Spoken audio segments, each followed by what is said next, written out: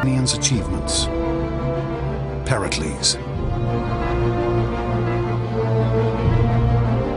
But Pericles would now risk everything he and the Athenians had built in one great gamble. A war that he hoped would make Athens the undisputed ruler of the Mediterranean. This conflict would indeed transform Athens, but in a way Pericles could never have imagined. It would make this man, a common Athenian named Socrates, into the ruler of an extraordinary new empire. An empire that remains the Greeks' last great legacy. An empire of the mind.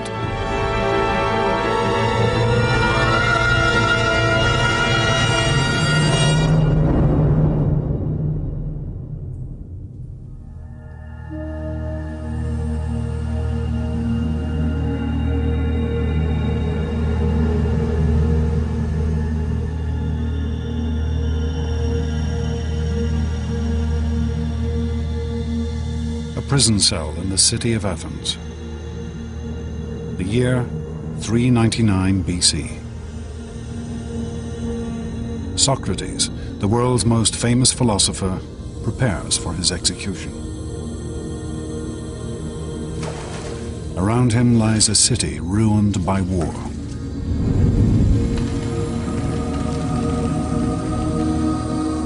A nation stripped of glory and empire.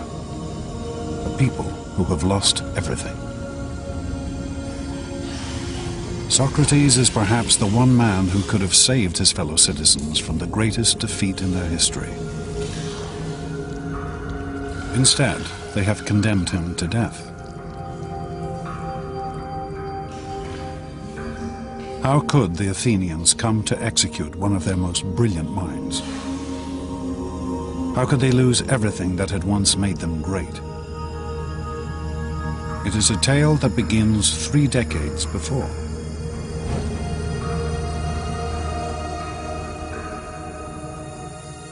In the year 431 BC, the city-state of Athens was the greatest power in the Mediterranean.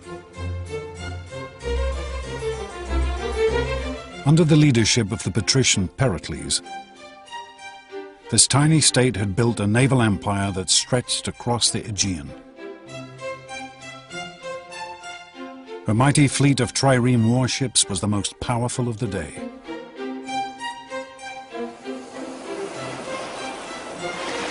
Athens lay at the center of a great trading network that dealt in goods from as far afield as Britain in the west and India in the east, bringing untold wealth into the city.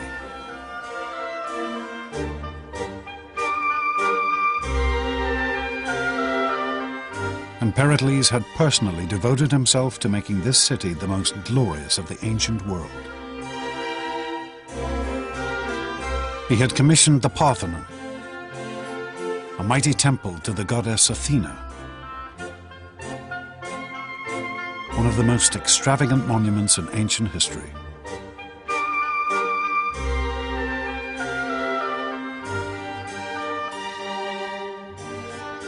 But for all his power and sway, Pericles did not rule this city. For Athens was a democracy.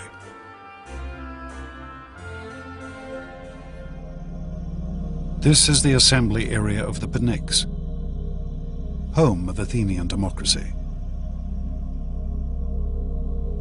The system that gave every Athenian citizen a say in the running of their state. Here, Pericles had to stand before his fellow citizens and win the right to lead.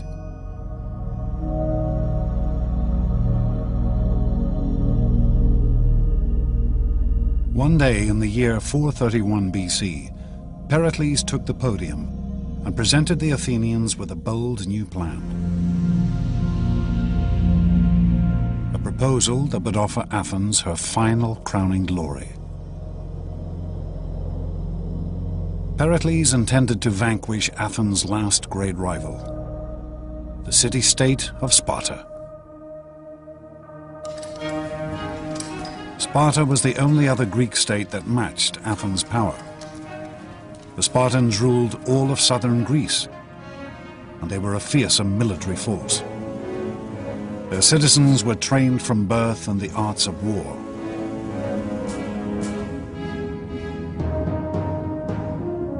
Tension had been building between Athens and Sparta for decades. To Pericles, it was now time to take on this dangerous adversary. To make Athens the undisputed leader of the Mediterranean. If we go to war, as I think we must, be determined that we are not going to climb down. For it is from the greatest dangers that the greatest glory is to be won. The assembly embraced Pericles' plan. The Athenians were never ones to shrink from a fight. The ancient Greeks as a whole were not by any stretch of the imagination a peace-loving people. Peace was an interruption of war rather than vice versa, and the Athenians were as bellicose as any other Greeks.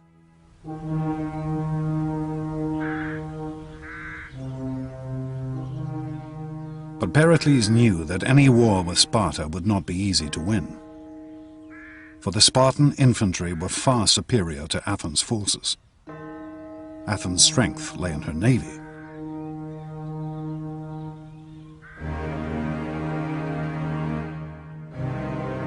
So Pericles proposed a strategy of astonishing complexity and sophistication.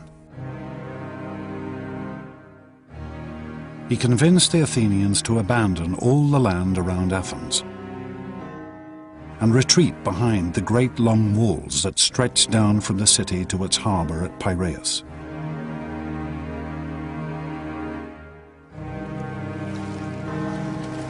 Pericles would supply the city by sea. Merchantmen would bring in grain, wheat and other essential supplies from Athens' colonies and allies across the Mediterranean.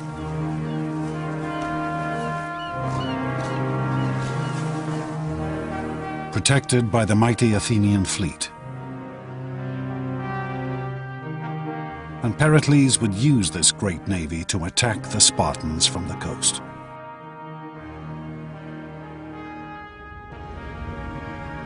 It was a strategy based on a set of finely judged assumptions.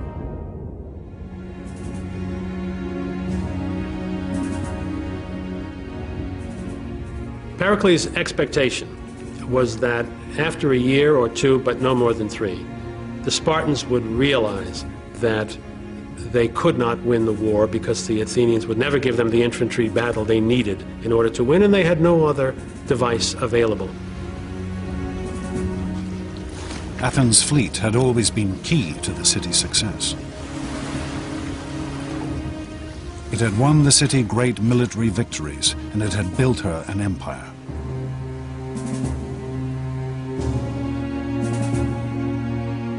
Pericles was sure that this fleet could now bring Athens her greatest triumph.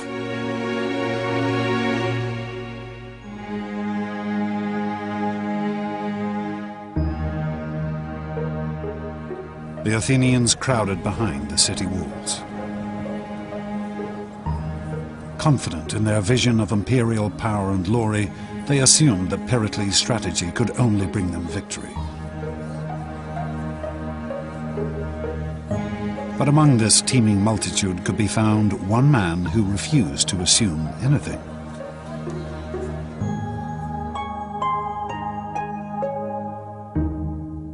A man unique in Athenian society. A man called Socrates.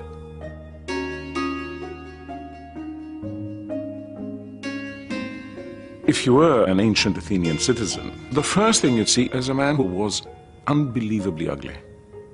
His head was too big, his eyes were too large, his nose was all the wrong shape. Socrates' appearance breaks every rule of classical Greek aesthetics, of the idea of proportion and measure. Socrates walked the streets of Athens barefoot, clad only in a dirty robe. He cared nothing for appearance or any of the other conventions of his day.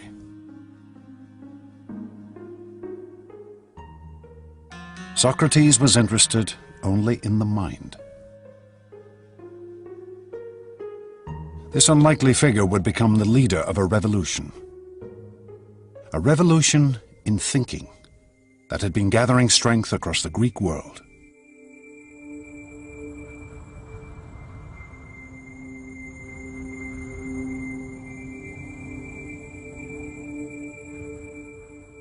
For thousands of years, mankind had assumed that the world around them, the sun, the stars, and the moon, were gods and spirits. Believing they were recording messages from their gods, ancient civilizations such as the Babylonians had gathered great catalogues of astronomical data.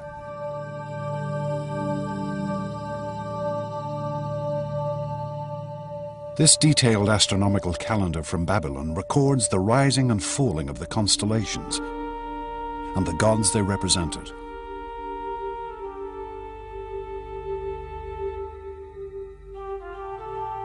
This knowledge and study of the heavens had been slowly spreading across the ancient world until it reached Greek colonies on the coast of what is modern-day Turkey. There, a shattering change occurred. For the Greeks took this astronomical knowledge and transformed it. They took the gods out of the heavens and replaced them with reason. Gradually, the Greeks begin to say, these are not persons, these are things. There's an orderly world which the human mind can actually capture. It is subject to our understanding. These Greeks began to calculate and predict the movement of the moon and stars through mathematics and logic, rather than using gods and spirits to explain everything. It was the birth of science. The first great Greek scientist, a man named Thales, wrote the earliest book on navigation and how to sail using the stars as a guide. And on a journey to Egypt, Thales was the first man to measure the height of the Great Pyramid.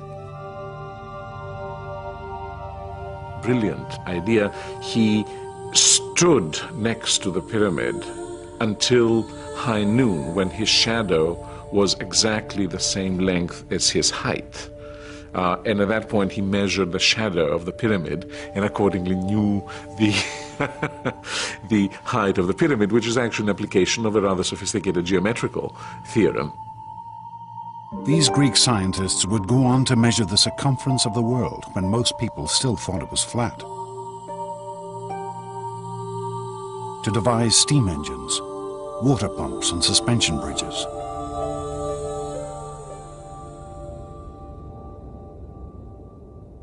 But Socrates was not interested in the mechanics of the physical world. He would use this new way of thinking, using reason and logic, to study people. The great change comes with Socrates, who turns his back, so to speak, to the world of nature. What he cares about is the individual. You become an object of study and care. Socrates spent his days in conversation, walking the streets of Athens, talking and debating with anyone he met. With over 150,000 people now packed behind Athens' walls, he was in his element. One of the amazing things about Socrates is that he is the first fanatical urban individual. He loves the city. He makes life in the city one of his major concerns. Socrates' life was spent questioning the assumptions his fellow Athenians held about their lives. What they felt was right and wrong, what was good and bad. and he was happy to turn convention upside down.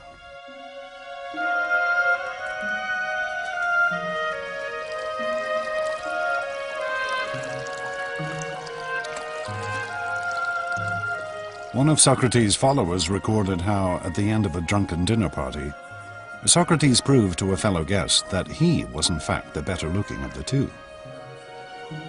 My eyes must be more beautiful because they bulge out, and therefore I can see better. And by the same account, my nose is more beautiful because my nostrils flare out, and so I can therefore gather in more smells. This is typical Socrates, using reason and logic to examine the world anew. Socrates says you must make every decision based on your own understanding of what is good and what is not good, what is right and what is wrong. For Socrates, this freedom of thought was paramount, even if it meant upsetting the whole notion of a beautiful nose. I tell you, let no day pass without discussing all the things about which you hear me talking. A life without this sort of examination is not worth living.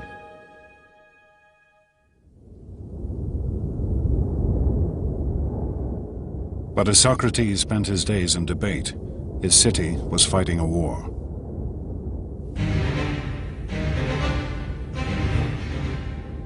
The Spartans invaded Athenian territory and set about burning all the farmland around the city. The Athenians became increasingly anxious. They could only watch from the city walls as their fields and crops were destroyed. But such was Pericles' reputation, he managed to convince the Athenians to stick with his plan. The city could rely on her fleet and shipments from overseas to survive. Little did Pericles know that this fleet now carried an even greater threat.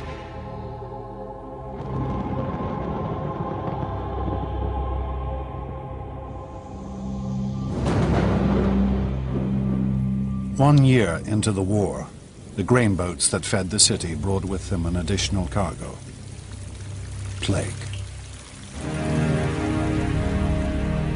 A disease that would now devastate Athens. Pericles' plan couldn't anticipate difficulties that we now would suggest were rather likely in those circumstances of crowding. And the results were horrendous. With the population crammed behind the city walls, the affliction spread like wildfire. The symptoms were horrific. The Athenian historian Thucydides, who lived through these years, recorded its effects. The body was suddenly seized, first with violent heats around the head and redness and inflammation of the eyes, and then the disease descended into the bowels, producing violent ulceration and uncontrollable diarrhea. The sufferings of individuals seemed almost beyond the capacity of human nature. The city must have looked terrible, smelled terrible, been awful to be in, and terror must have reigned everywhere. Sufferers, racked with fever and overcome with unquenchable thirst, would crawl into the city cisterns and water mains to die.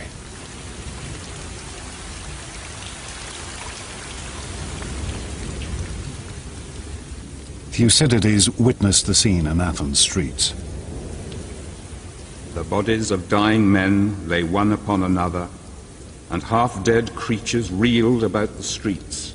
The catastrophe became so overwhelming that men cared nothing for any rule of religion or law.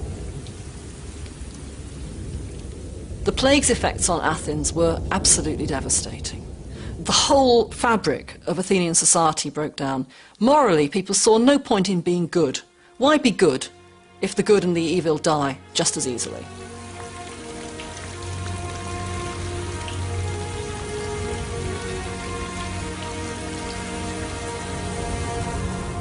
plague would kill over a third of Athens' population. And then it struck the city's figurehead, Pericles.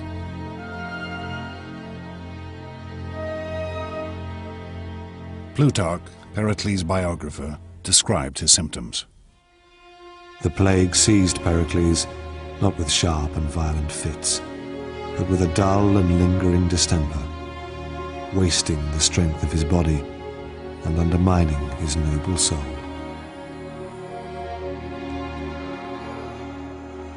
By the end, the patrician hero of the city was reduced to relying on potions and magic in an attempt to cure himself.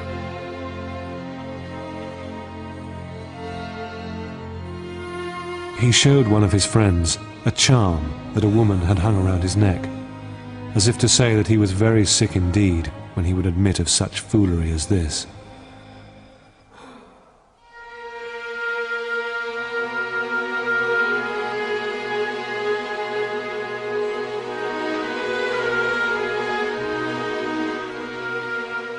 Finally, after 6 months of lingering illness, Pericles died in 429 BC.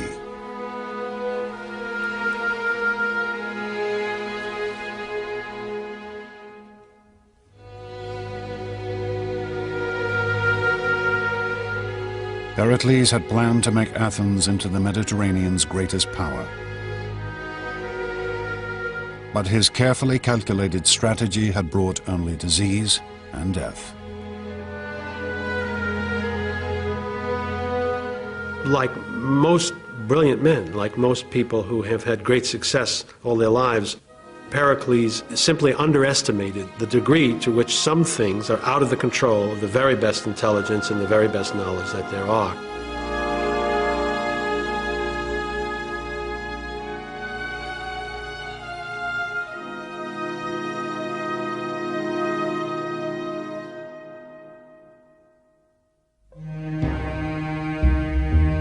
Pericles' death would have far-reaching consequences. It soon became clear that this one man had been the linchpin of the Athenian state. Plutarch records that the changes were swift and dramatic. Those who while he lived had resented Pericles' great authority now realized that he had been the main protector of public safety.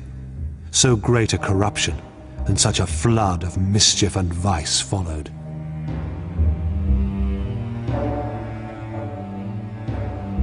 The flaws in Athenian democracy now became apparent. Without a single strong leader, countless figures now scrambled for the top position. And they were prepared to do anything the people wanted if it gave them power. Pericles' successors, who now wanted to occupy the top position, simply followed the prejudices and passions of the masses in order to gain support.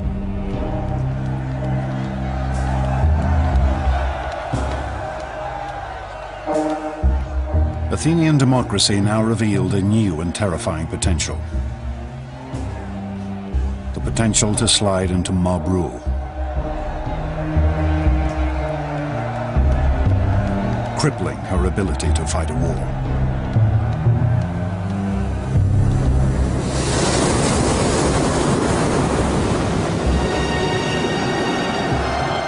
As the conflict raged on, an Athenian naval force won a skirmish with the Spartans in rough and storm-tossed seas. The generals who had commanded the force returned to Athens expecting a hero's welcome.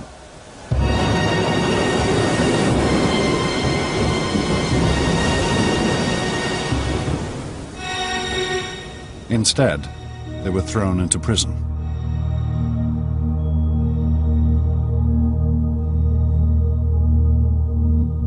The storm had forced the Athenian commanders to sail straight back to Athens, without picking up any of their soldiers who had fallen overboard during the battle. Rabble-rousing speakers had convinced the assembly that this failure to rescue the men was a crime so appalling that all the generals should be summarily tried and executed.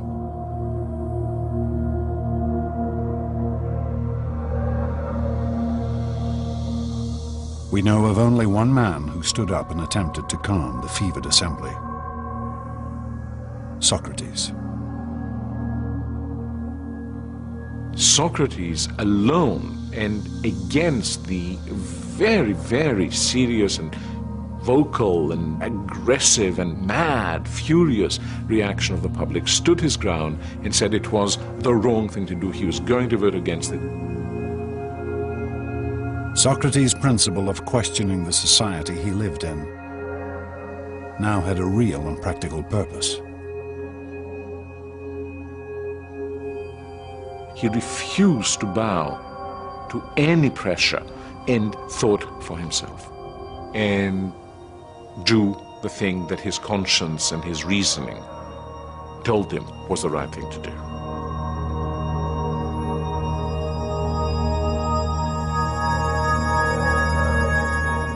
But in the end, Socrates was only one voice amongst the multitude, and he could not sway the assembly.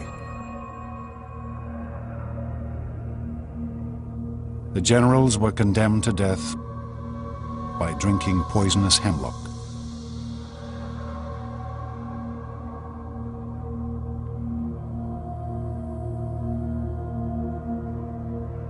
It would be a terrible loss to Athens' war effort.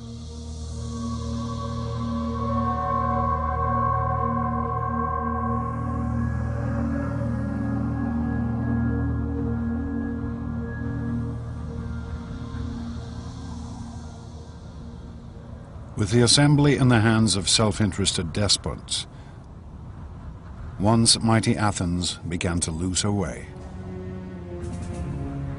After the death of Pericles, Athens never again had a political leader with a well-thought-out general picture or a set of goals that he could pursue with reasonable hope of bringing them to fruition.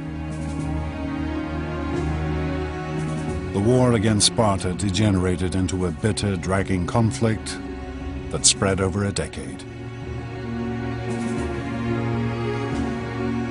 The Spartans ravaged the land around Athens, and the Athenian fleet kept the city supplied.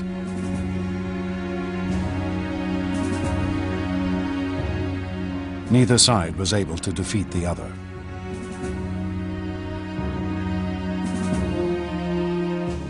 Deprived of victory, the Athenians grew increasingly frustrated. Were they not the greatest state in all of Greece? Surely the time must come for Athens to prove her power once and for all.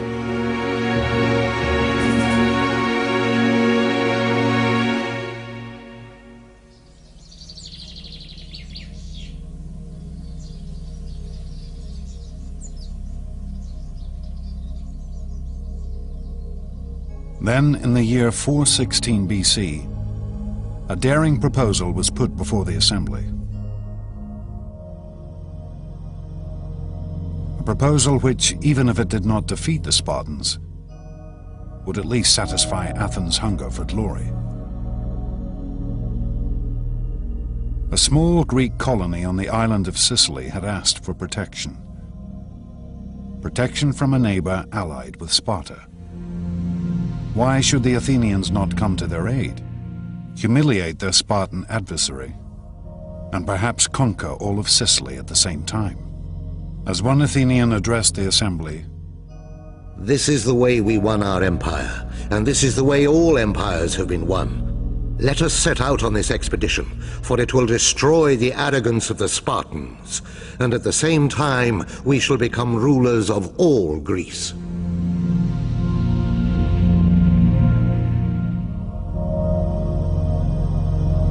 It was a bold plan to be executed on a vast scale,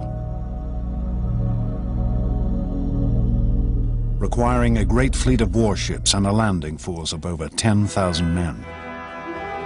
The Athenians threw themselves into the project with fervor. Armorers beat out new weapons. Soldiers tested out their equipment.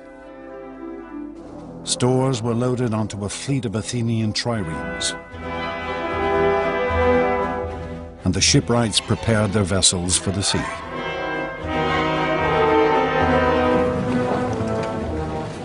Then, to great fanfare, the mighty invasion force set out for Sicily.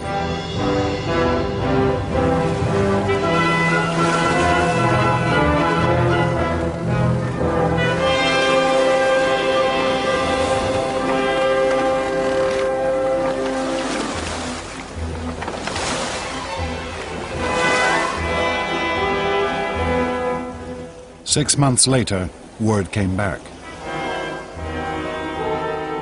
The campaign was not going as quickly as hoped.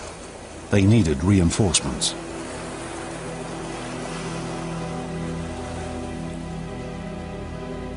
And then, nothing. No news at all.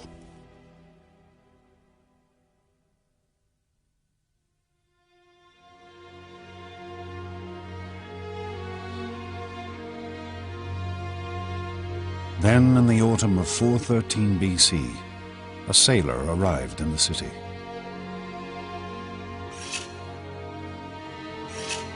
A man who needed a haircut. And as he talked to his barber, he told an appalling tale of a vast and terrible slaughter.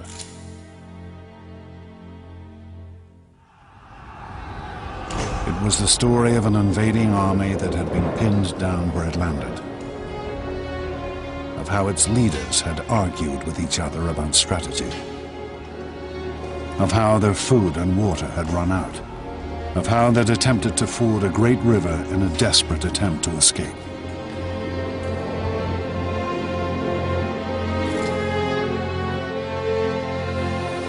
They rushed into it, all discipline lost, and every man wanting to cross first. They fell over each other and trod each other underfoot, and they drank thirstily. The water was foul, but still they went on drinking, mud, blood and all, the dead lying thick in the riverbed.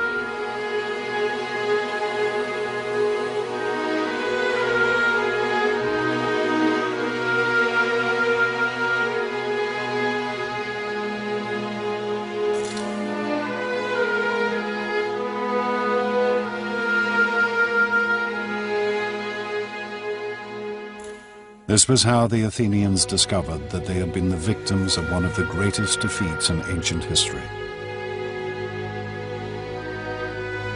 Over 50,000 men had been killed or taken prisoner. 2 entire fleets of Athens' prized triremes had been destroyed. The Sicilian campaign is a mess for a variety of reasons.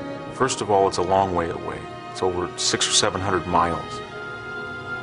Once they arrive, they squabble and fight about what to do. But perhaps the biggest problem is there's not a tactical reason to do it. There's not a strategic reason to do it. The motivation is highly self-interested.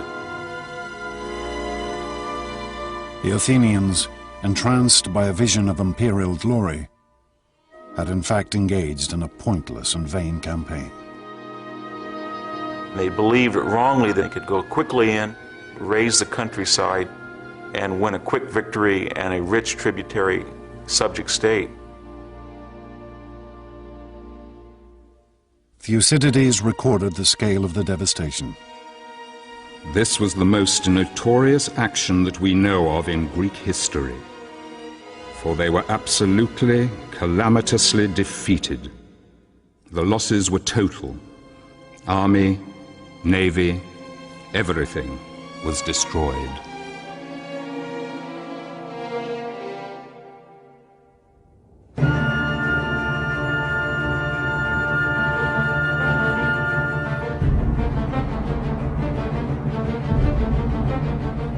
With Athens' military power now crippled, her enemies began to close in.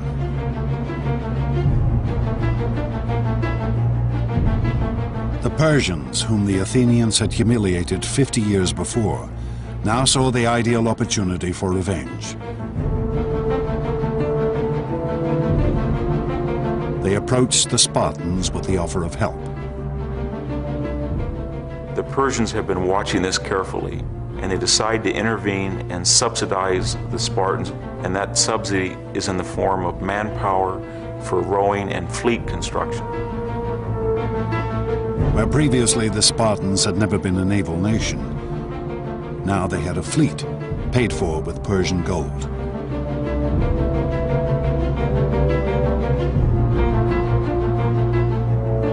With Athens' navy decimated by the defeat in Sicily, the Spartans could now blockade the Athenian harbors. The great grain convoys from Egypt and the colonies could no longer get through. And finally, the Athenians began to starve in the streets.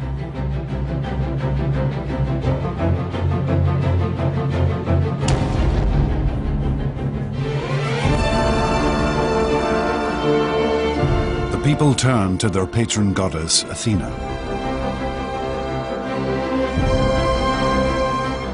At the height of Athens' glory only 30 years before, Pericles had honored her with the most glorious temple ever seen.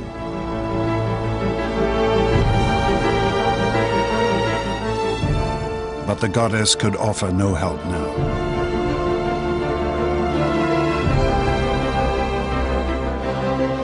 Athens, once so sure of her preeminence in the Greek world, was now home to a population ravaged by plague and war,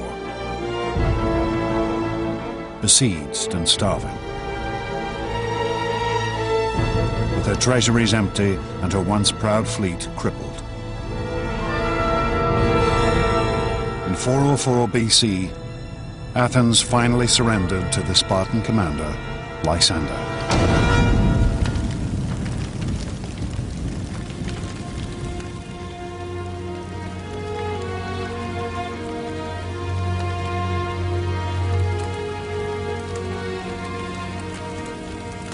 The Spartans' terms were heavy. The great walls which had defended the city were to be torn down. Her fleet was to be destroyed.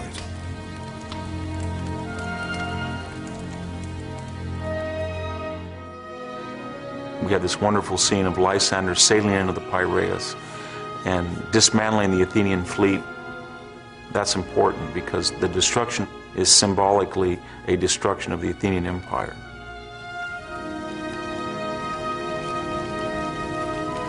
What remained of Athens' mighty navy was put to the torch, with only 12 ships allowed to remain. No longer would she rule the Mediterranean.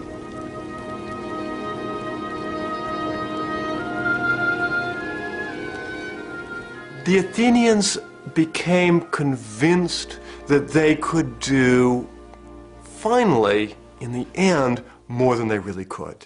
And I think this is really the point in which the potential that Athenian democracy brought about could turn to tragedy.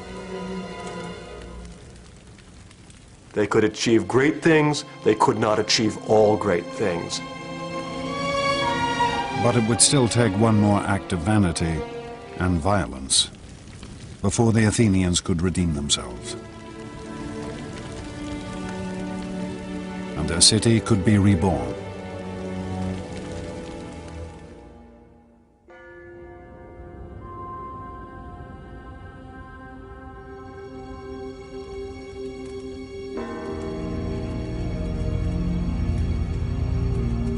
Humiliated, their empire lost, the Athenians looked for someone to take the blame for their defeat. They searched for an enemy within their city walls, someone who had dared to question their dreams of supremacy.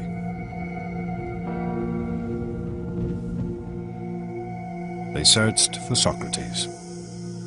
Socrates was a critic. He was critical of the thinking and the thought processes of his fellow citizens, and he was critical about the public affairs of Athens. For over 50 years, Socrates had been publicly questioning and attacking the traditions of Athenian life. and around him he had gathered a group of youthful followers.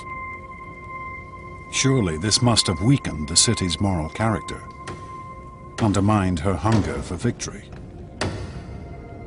On the command of the assembly, Socrates was arrested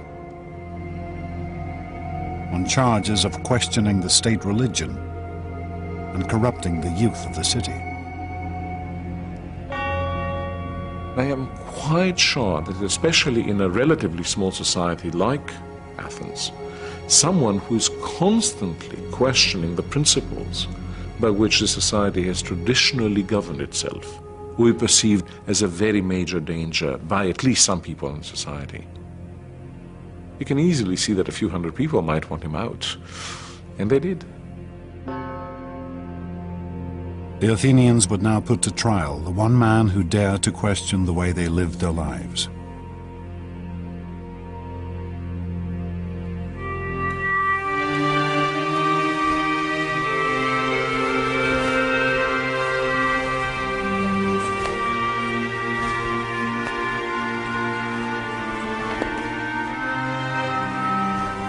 Socrates' trial would be held in Athens' central marketplace, under a canopy to shade the fierce heat of the Greek sun. He would be tried by a jury of his fellow citizens, chosen at random.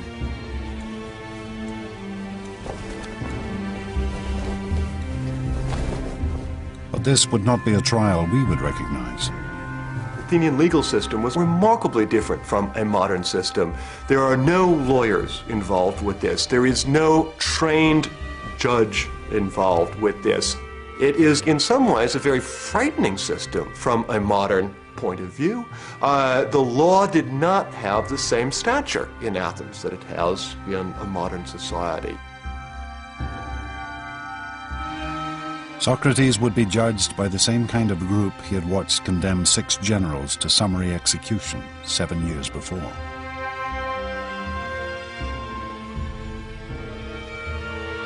He would be given only a limited time to defend himself. All speeches in the Athenian courts were timed by a water clock.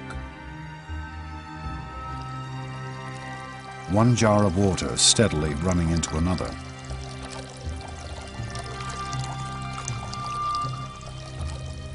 But Socrates shows no fear in the face of his accusers. In fact, he is positively stubborn. He explains that far from corrupting Athens, his life of questioning has done nothing but improve the city. To put it bluntly, I've been assigned to this city, as if to a large horse which is inclined to be lazy and is in need of some great stinging fly. And all day long I'll never cease to settle, here, there, everywhere, rousing and reproving every one of you. It is not an approach designed to win sympathy. Socrates is setting himself and his life against the entire Athenian state.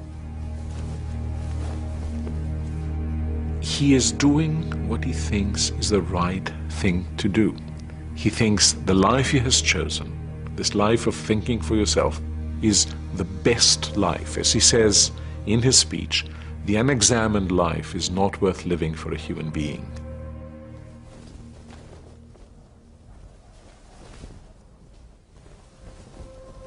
If Socrates had simply apologized to the court, he might well have been acquitted. But instead, he demands free dinners for life, for all the work he has done. I can just imagine what that jury and the audience of that trial must have thought at the time. They must have been absolutely speechless. When the final vote came, the verdict could hardly have been a surprise.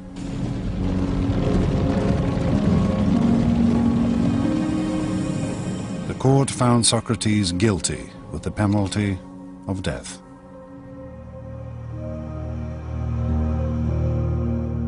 But Socrates reacted with calm and serenity.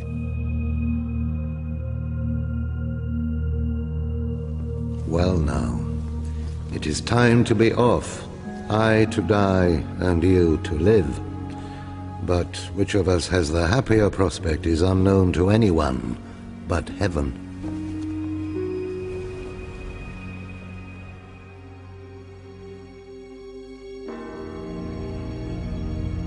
Socrates was taken from the court to Athens prison.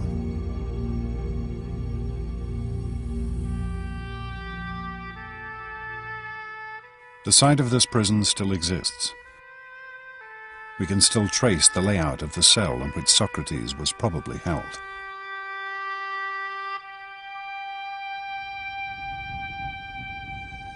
And we still have accounts of Socrates' last days from friends who visited him in his cell. They are among the most famous Greek writings. For with his death, Socrates would transform Athens. He would show his fellow citizens that the principles of reason, of questioning the world, were something worth dying for.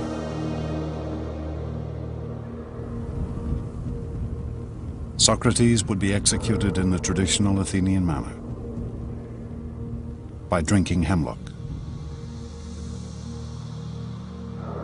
Some of the hemlock cups used for the poison are still preserved. Death by hemlock is excruciatingly painful, causing gradual paralysis of the central nervous system.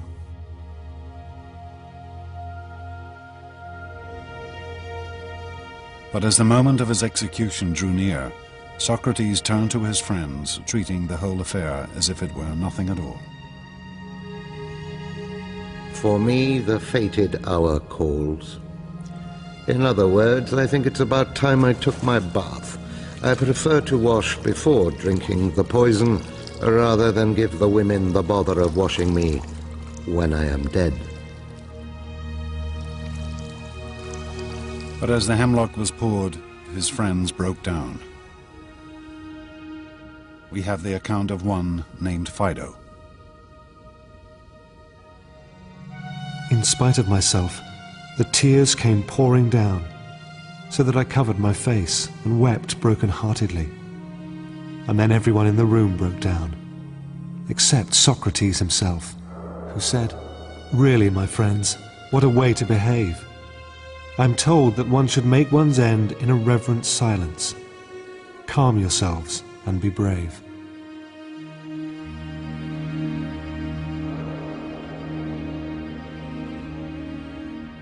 As Socrates lay back on his bed and let the poison take effect, his friends watched in silence.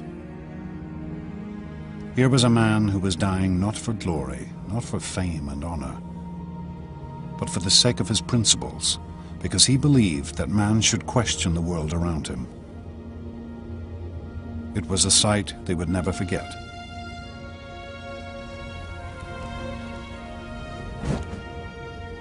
Socrates, in his life and in his death,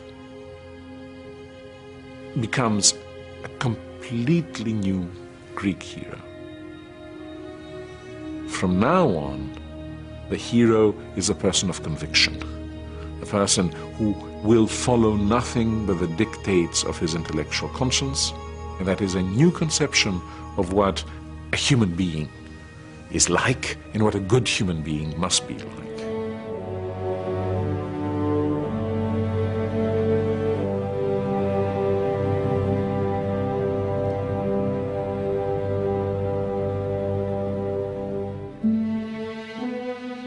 For centuries, the Athenians had believed in one ideal: the vision of a martial warrior hero.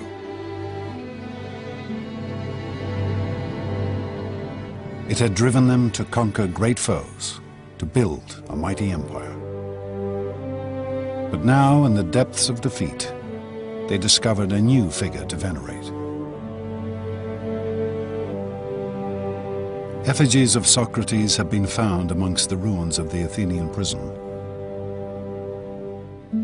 Perhaps offerings to the dead philosopher. Perhaps the most important lesson that Socrates left is the need to be critical and the need to be self-critical. The interesting thing that I see in Athens in the years after the execution of Socrates is this same capacity to look at themselves and recognize that they have perhaps gone too far in the past, and indeed to embrace a certain kind of maturity. Athens was never again a great imperial power. But neither did her democracy lapse again into mob rule.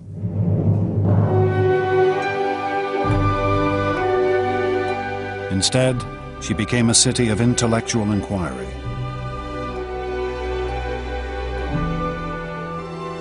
A haven of study and discussion, where Socrates' students and his students' students slowly began to build a world based on reason.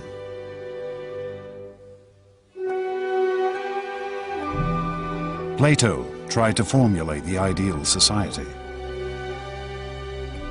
Aristotle studied nature, establishing biology and zoology. And slowly the ideas and work of these Greek thinkers began to spread across the known world. One could say that a major part of the energy of the Athenians turns into building what one might call empires of thought. So where before you had Athens sending its ships to the various islands in order to collect taxes, here you have reason extending its dominion over all areas in which our lives are actually lived. Socrates' principles of reason, of questioning assumptions and the world around you, still endure.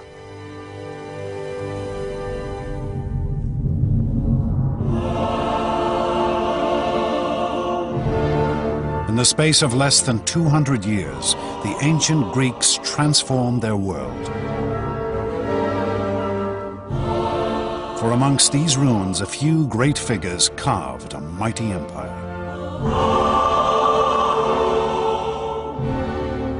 They invented democracy and politics, science and philosophy. They gave us literature and drama,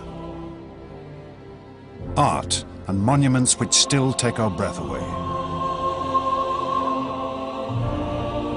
And ultimately, these Greeks taught us how to reason and think.